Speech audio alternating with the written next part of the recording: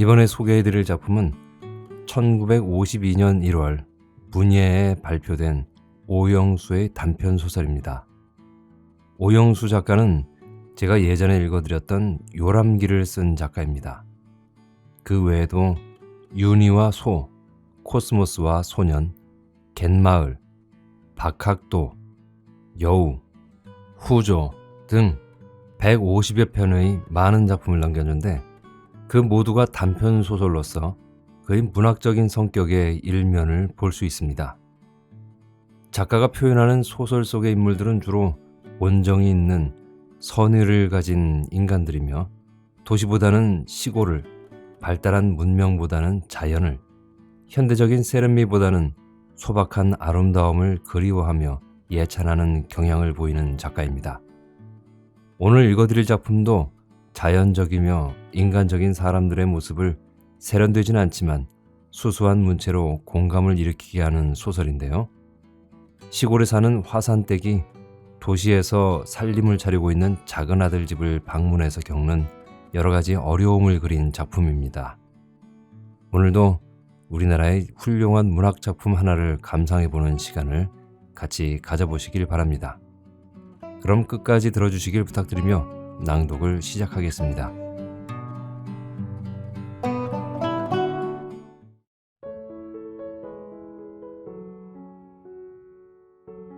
화산대기, 오영수. 3월 초순 어느 날 해질 무렵 꽃이 피기에 알맞은 보슬비도 화산대기에게는 사뭇 쌀쌀하고도 차기만 했다. 복수리는 이제 막 바로 이 집이라고 분명 가르쳐줬다. 그런데도 화산대기는 들어갈 엄두가 나지 않아 쭈뼛쭈뼛 기웃거리고 망설이기만 했다. 아니었다. 아무리 따지고 생각해봐도 자기 아들이 살고 있을 여염 살림집은 아니었다. 사실 봄이면 산나물이나 뜯고 가을이면 곡식되나 마련해서 둠에서 십리박, 경주 가도 S장, 장이래야 뜨내기 보따리 장사가 몇몇 모여드는 장에 갖다 대는 것이 고작인 화산대기로서는 높지익히 쌓아올린 블록담이라든지 페인트 칠한 판자문이라든지 또 그 안에 번쩍거리는 유리창문들, 이 모두가 무슨 관청, 일테면 촌에서 보는 면사무소나 지서 같기만 했다. 앙이 찌꺼리, 앙이고 말고 택도 없다. 화산대기는 이렇게 중얼대면서 골목 밖을 내다보고 눈으로 복수리를 찾는 것이었으나 그렇지 않아도 바쁘다고 서둘던 복수리가 여태껏 거기 있을 리가 없었다. 화산대기는 그만 가슴이 덜컥하고 불안했다. 골목 밖으로 쫓아나왔다. 숱한 사람들이 오고 가긴 했으나 복수리는 없었다. 어찌할꼬? 복수리 꺼정 없으면 일을 어찌할꼬? 화산대기는 발비둥을 치고 또 되돌아 들어왔다. 쭈뼛쭈뼛 문틈에 눈을 대고 집안을 또 한 번 골고루 살펴보았으나 역시 아니었다. 비 오는 날이라 빨래는 그만두고라도 장독간이 보이거나 하다못해 걸음 무더기라도 있거나 화산대기는 돌아섰다. 내사 고만에 진차는 짓도 했지거리 어찌할꼬. 눈앞이 흐릿해졌다. 울고 싶었다. 반남아 흰 머리에 보슬비가 거미알처럼 얹혀 흰머리가 더욱 많아 보이고 대추씨 같은 눈꼬리에는 째엘 눈물이 고였다. 가로 퍼진 집세기가 축축히 젖어들어 아슬아슬 춥기도 했다. 낡은 삼배 보퉁이를 갓난이처럼 가슴팍위에 축혀 올리고 후줄그레한 배치마를 천의 모양으로 꼭두머리에 뒤집어 쓰고는 한 손으로 턱 밑에 꼭 잡았다. 초라한 행색이 나위 없는 얻어먹이다. 빗방울이 제법 굵어졌다.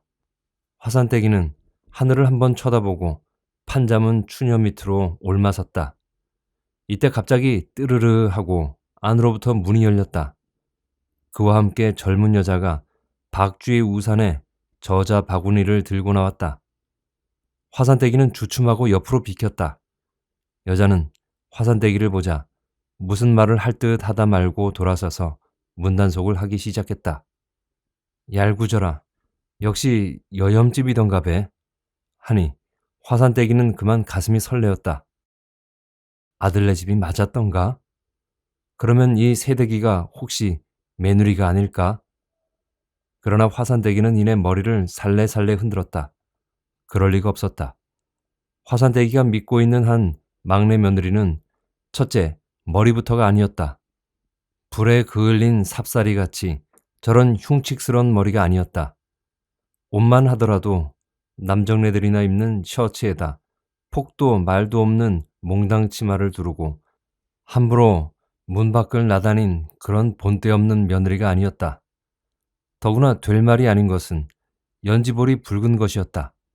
여자가 연지볼이 붉고 보면 팔자가 사납다는 것을 화산대기는 믿고 있기 때문이다. 그러면 언제 한 번이라도 막내 며느리를 본 적이 있느냐 하면 그런 것도 아니다. 화산대기는 4년 동안을 보지 못한 막내 며느리의 모습을 그렸다. 이러려니 저렇게 생겼거니 하는 동안 화산대기의 망막 속에는 움직일 수 없는 한 영상이 뿌리 깊이 박혔다.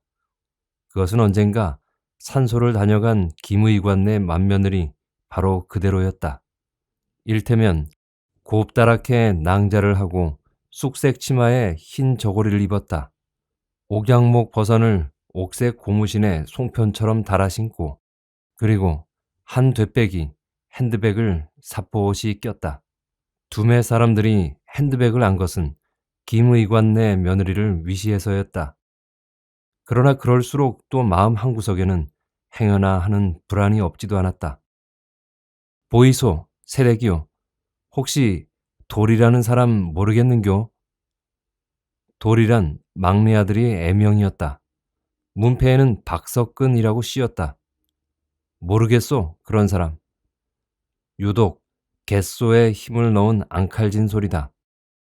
화산떼기는 비로소 마음이 탁 놓였다. 그러면 그렇지. 아들 이름을 모르는 바에야 더 의심할 여지가 없었다. 밖에서는 잠겨지지 않는 문을 새댁이가 연신 덜컥거리고 있는 것은 분명 화산떼기를 경계하는 것쯤 눈치 못 차릴 화산떼기도 아니었다. 그러나 그렇다고 해서 어딜 어떻게 간다할 수도 없다. 돌이고 쇠고 이 동네는 그런 사람 없소. 그리고는 연신 힐끗힐끗 화산떼기를 쏘아보면서 새댁이는 골목 밖으로 걸어나갔다.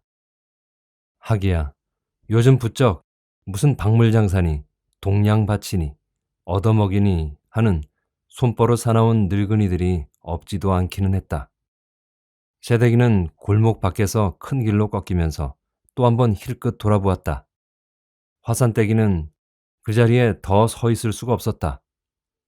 꼬라지 값에 누굴 도둑으로 아는가배? 안 입고 온 것. 참말이지 둠에서는 들일이 한창인 무렵이면 개나 닭들만이 남고 방문조차 열린 채 마을은 껍질처럼 빈다. 그래도 도둑이라고는 모르고 살아온 화산떼기는 귀때기 새파란 젊은 것의 하는 짓이 정말 안이 꼽고 괘씸했다. 그러나 그보다도 더욱 괘씸한 것은 복술이었다.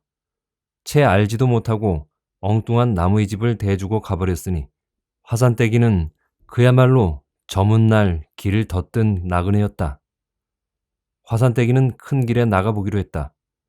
도둑 혐의도 안 입고 왔지만 행여 아들을 만날까도 싶었다. 그새 아들이 지나가지는 않았을까. 문득 이런 생각이 들자 화산떼기는 또 가슴이 덜컥했다. 주척주척 걸어나갔다. 그러나 채 몇 걸음 가지도 못하고 그만 길 복판에 발이 붙어버렸다. 아들이 오고 있기 때문이었다.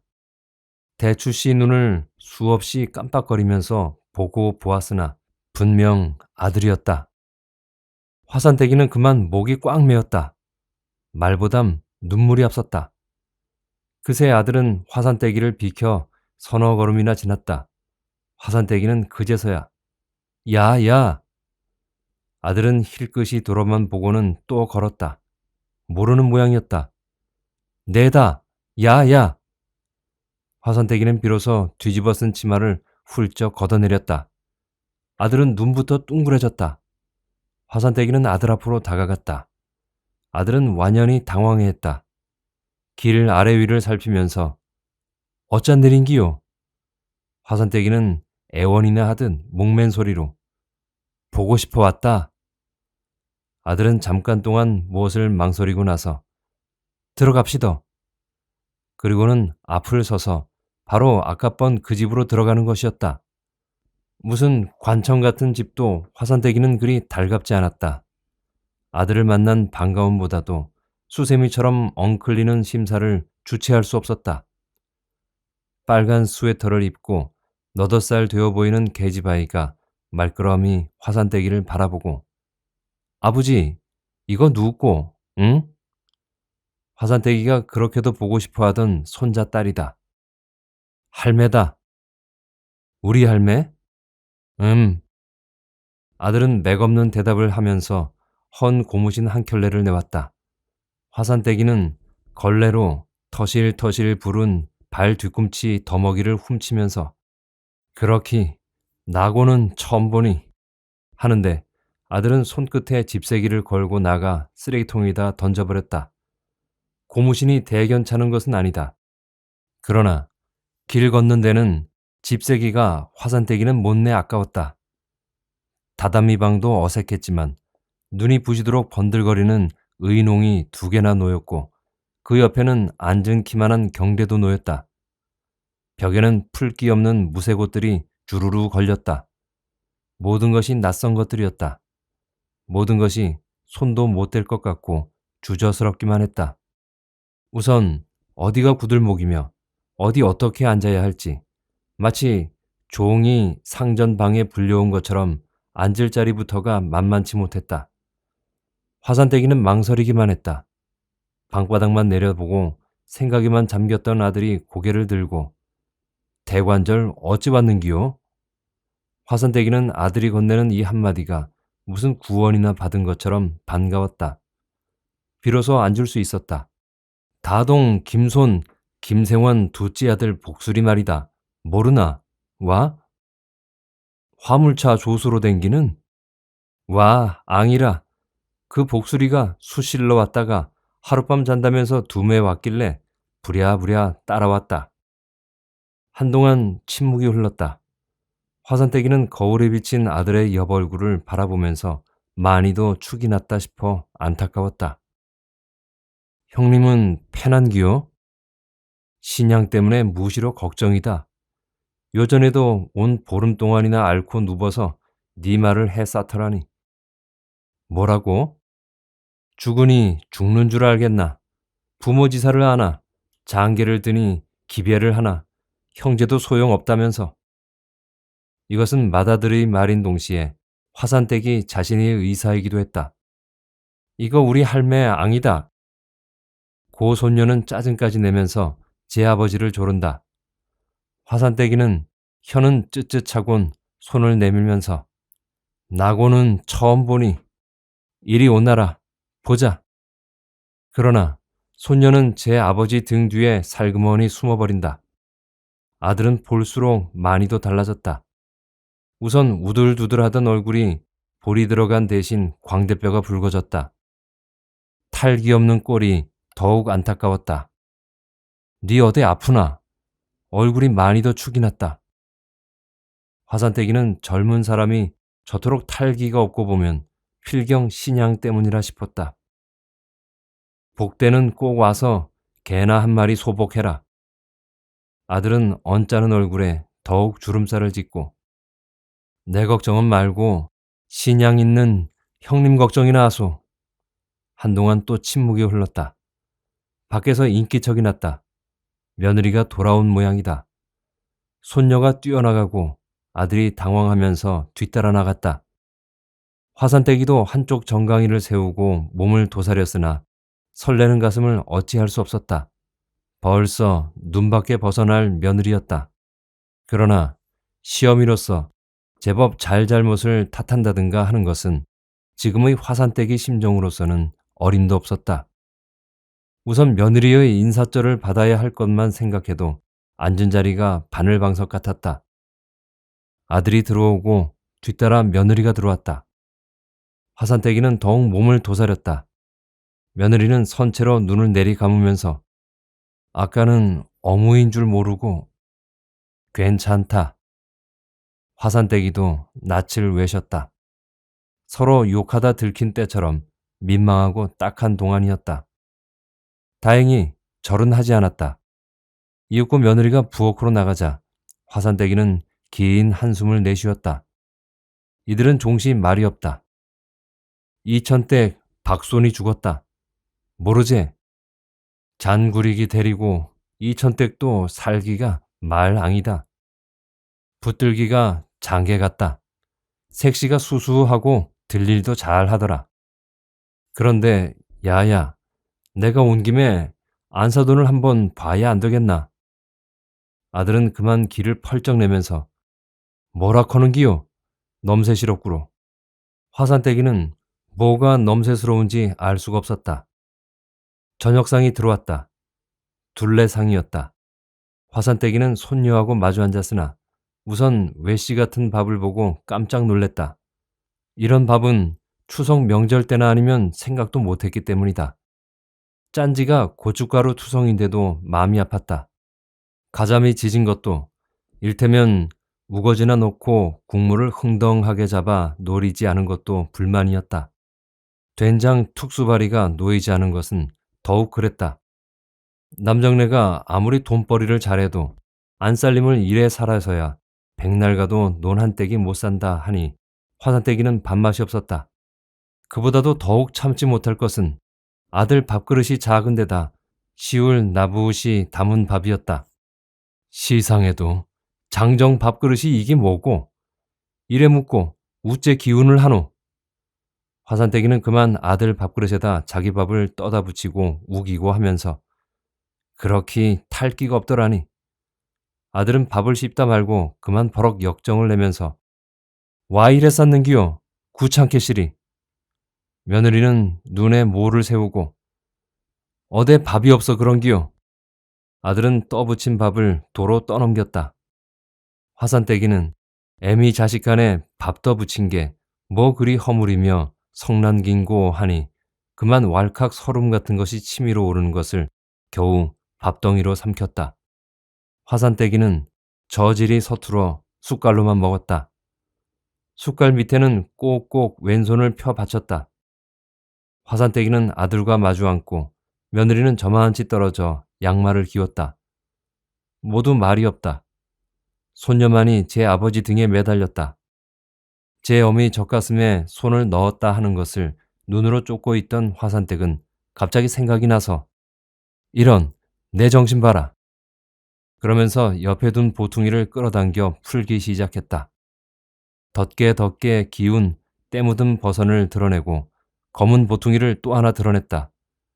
드러낸 보퉁이를 풀어헤치고 아들과 며느리 어중간에 밀어놓으면서 묵어봐라. 꿀밤 도토리 떡이다. 급히 하느라고 진도 덜 빠진 거로 해놓으니 좀 단단하다만. 그러고는 한 덩이를 떼서 손녀를 주었다. 아들도 며느리도 손을 대지 않는다. 애가 하도 질긴다 싶어 해봤다. 뵐 맛은 없어도 귀한 기니 묵어봐라. 며느리는 힐끗하고 궁둥이만 달싹할 뿐이었고 아들은 거들떠보지도 않았다. 한 번 씹어보던 손녀도 그만 패패 하고는 도로 갖다 놓는다. 그러자 아들이 저 방에 자리해라. 엄마 피곤하겠다. 괜찮다. 벌써 잠이 오나? 일찍이 자소. 이래서 화산떼기는 몇 해를 두고 별른 아들네 집이었고 밤을 새우도 모자랄 쌓이고 쌓인 이야기를 할 사이도 경황도 없었다. 후끈후끈한 방에서 고온하면 입은 채 굴러 자던 습관은 휘 높은 판자 천장이며 유리 바른 문이며 싸늘해 보이는 횟가루 벽이며 다다미 방이 잠을 설레었다. 화산떼기는 자꾸만 쓸쓸했다. 무엇을 쥐었다가 놓친 것처럼 마음이 허전했다. 자식도 강보의 자식이지. 쯧쯧. 돌아눕는다. 건넌방에서는 소근소근 이야기 소리가 들려왔다. 지기 좋으면 그만이지. 또 고쳐누웠다. 애써 잠을 청해본다. 그러나 잠 대신 화산떼기는 어느새 오리나무 숲 사이로 황토 고갯길을 넘고 있다. 보리밭이 곧 마당인 낡은 초가 가시다. 빈대 피가 댄잎처럼 긁힌 토벽. 매주 뜨는 냄새가 코를 찌르는 간사리 방에 아랫돌이 벗은 손자들이 제멋대로 굴러자고 쑥불 사발을 옆에 놓고 신을 삼고 있는 맏아들, 갈퀴 손으로 누더기를 깁고 있는 맏며느리. 화산떼기는 그만 당장이라도 뛰어가고 싶다. 아들의 등을 쓰다마 기침을 내려주고 며느리와 무릎팍을 맞대고 실컷 울고 나면 가슴이 후련해질 것만 같다. 또 뒤쳐 눕는다. 아무리 지혜미가 지혜미 같지 않기로니 처음 보는 시애미에게 인사절도 없이 본바 없는 것 같으니. 그래도 마실 사람들은 작은 아들 돈 잘 벌고 히레가래 하이칼라 매누리 봤다고 부러워하더라만 사장스럽고 가시롭다. 지가 탈기 없는 것도 신양기가 있는 것도 다 지집 탓이지 뭐고, 이내껏 땅 한 떼기 못 사는 것도 안살림 잘못 사는 탓이지 뭐고. 화산떼기는 눈꼬리만 따갑고 잠은 점점 멀어만 갔다. 지만 하더라도 일본서 근 10년 만에 나왔으면 그만 지형 말대로 농사나 짓고 수도판 색시나 골라 장가들었으면 등 따시고 배부를 거로 뭐 공장을 하느니 하고 날뛰 댕기더니. 화산떼기는 어서 날이 새면 싶었다. 잠도 안 오거니와 아까부터 뒤가 마려운 것을 참아왔기 때문이다. 그러나 날은 언제 셀지 모르겠고 뒤는 자꾸 급해왔다. 화산떼기는 참다 못해 조심조심 더듬어 부엌으로 내려갔다. 부엌에서 다시 더듬어 밖으로 나갔다. 비는 그쳤고 갈라진 구름 사이로 별이 보였다. 뒷간이 있음직한 곳을 이리저리 찾았으나 없었다. 집을 2바퀴나 돌았으나 뒷간은 역시 없었다. 대체 적산집 뒷간이 밖에 있을 리가 없다. 화산떼기는 뒷간이 없는 집이란 상상도 할 수 없었으나 일이 급해서 그만 어수룩한 담 밑에다 대고 뒤를 보았다. 한결 개분했다. 문살만 휘연하면 나와서 뒤본 자리를 챙기리라 맘먹고 다시 들어왔다. 화산떼기는 소스라쳐 일어났다. 날이 활짝 샜다. 아들 내외가 깰까 싶어 조심조심 밖으로 나왔다. 뒤본 자리는 공교롭게도 돌가루로 마련된 수채였다. 수채는 앞집으로 통했다. 아침에 봐도 역시 뒷간은 없었다. 삽을 찾아보았으나 삽도 없었다. 화산떼기는 결국 부엌에서 물통과 비를 가져다 물을 붓고 비로 쓸어내렸다. 말끔히 쓸어내렸다. 그러자 담 넘어서 수군수군 말소리가 들리는가 하자 어느새 담 위에 손을 걸고 15 되어 보이는 집아이가 눈을 새쭉거리면서 보소, 운 늙은이가 너무 집으로 똥을 내루는겨. 야? 얄구리자 벨 꼬라지 다 볼세. 그러자 또 다른 아낙네 소리가 째ৎ 울리듯이 넘어왔다. 운 늙은이고, 응? 야마리가 빠져찌거리. 당장 와서 치락해라. 똥 취소, 야? 이건 무슨 똥이 시꺼먼노?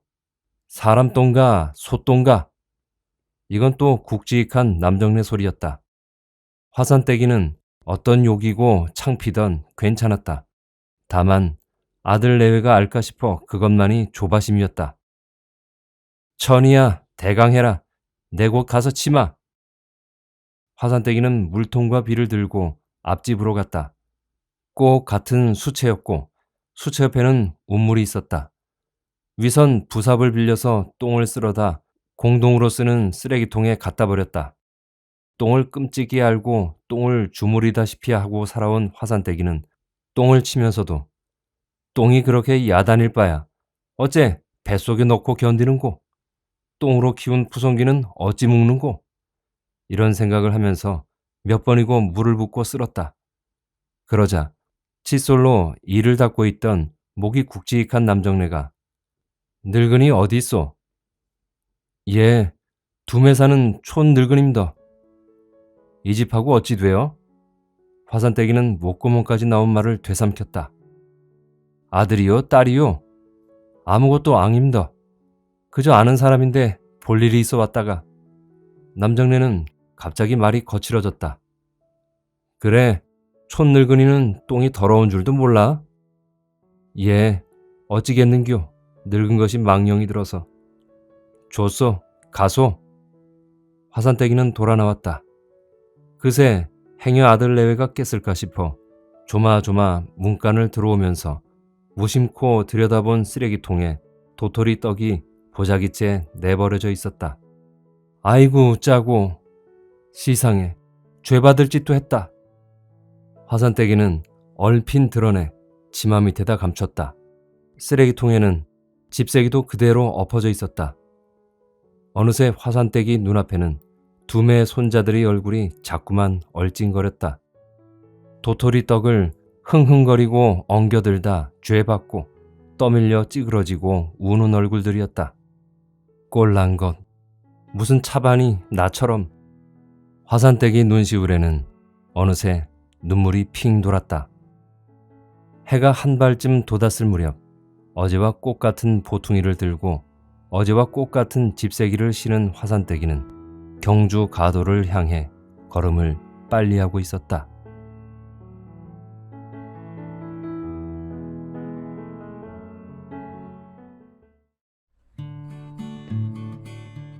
두매 시골에서 살던 어머니 화산떼기가 모처럼 둘째 아들네가 보고 싶어서 예정에도 없이 아들에게 알리지도 않고 훌쩍 둘째네 집으로 찾아왔습니다. 그러나 촌노인이었던 화산떼기에겐 두매 시골에 비해 신식의 도시에서의 생활이 영 맞지가 않는 것 같습니다. 거기다가 어쩐 일인지 둘째 아들 내외의 폼이 그다지 반가워하는 것 같지도 않고 말입니다. 환영받지 못하는 어머니 화산떼기는 그것이 못내 섭섭했던 것 같죠.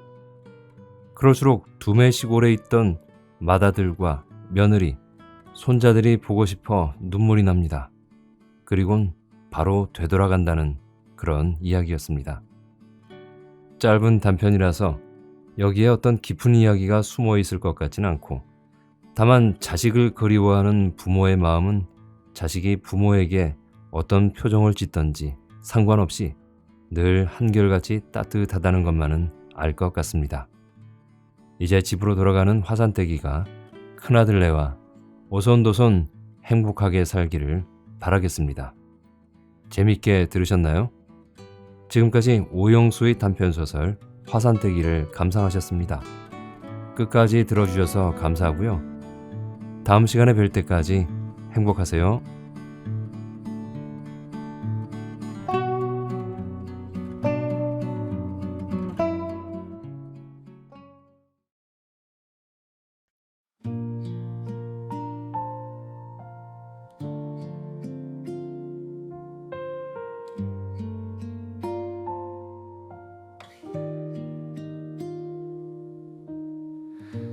조용한 방 안에 시계초만 흐르고 창가에 걸터 앉아 내 이름을 불러본다.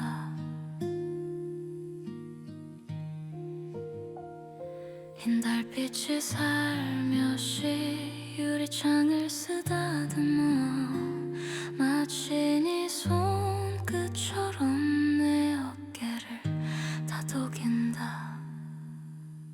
달빛에 기대어 오늘도 너를 안아본다. 닿을 수 없단 걸 알면서 눈을 감는다. 비어있는 자리에 은빛이 번져와서 네가 곁에 있는 듯해 이 밤을 버티게 한다.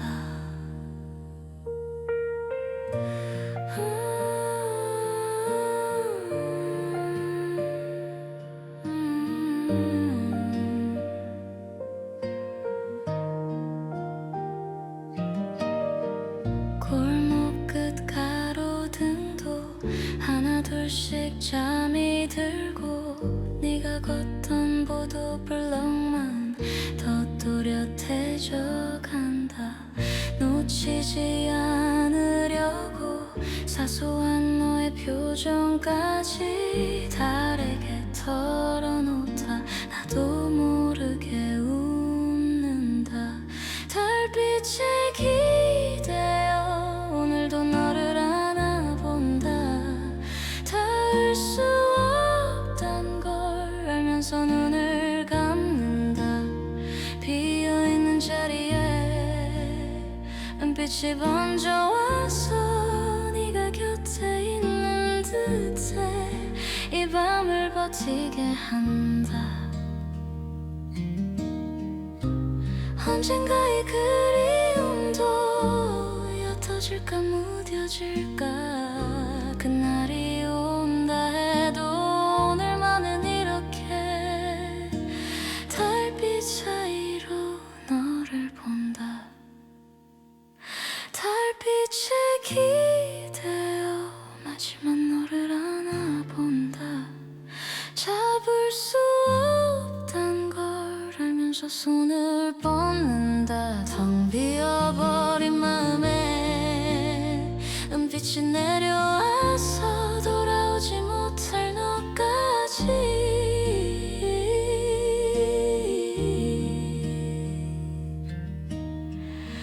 끝까지 사